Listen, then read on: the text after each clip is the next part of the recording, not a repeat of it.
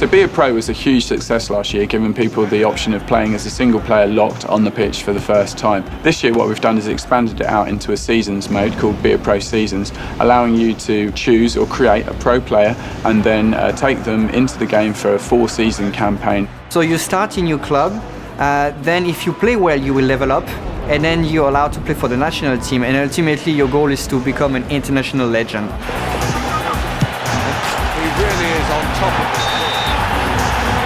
Of course, not everyone wants to be locked to a single player the whole time, so we've actually allowed people to swap between players. If you select a player from the original lineup, you will start with the actual level of the player. For instance, you take Juninho from Lyon and you will be the captain of Lyon. If you create a player, you will have to prove yourself completely, and you will actually start with a reserve team. And of course, it's always nice to be able to play these game modes with your friends. So we open the mode up for up to 7 persons. He can either play with you side by side on your team, and you can actually have your friends set you up. So it's cooperative mode in the spirit, where you can grow your pro faster with your friends. or he can play against you to try and unsettle your career. Go with the decision. It's a yellow card. It was a really good opportunity for us to do a lot of new things in audio that we didn't do in the past. So this was the first time, rather than giving you the experience of being in the stands, we're trying to give you the experience of being the pro. There's something on now. You can hear your footsteps, you can hear the cloth of the kit, you know, moving back and forth. And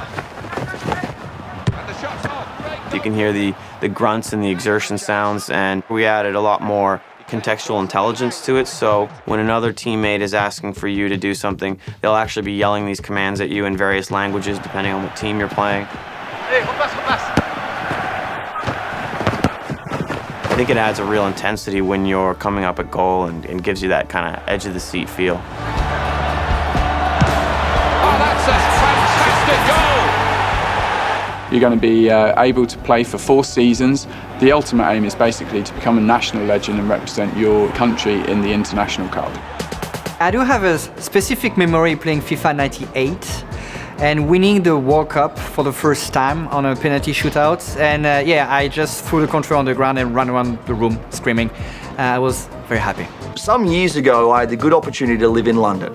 At the time when I lived in London, I lived off a road called Brompton Road, which is just outside of Knightsbridge. Anyone who's from London will know that Brompton Road and just outside of Knightsbridge, you find yourself in an area called Chelsea. And at the time, they weren't winning a lot of matches, which I was also disappointed about, that I had to follow a team that wasn't, you know, an awesome team.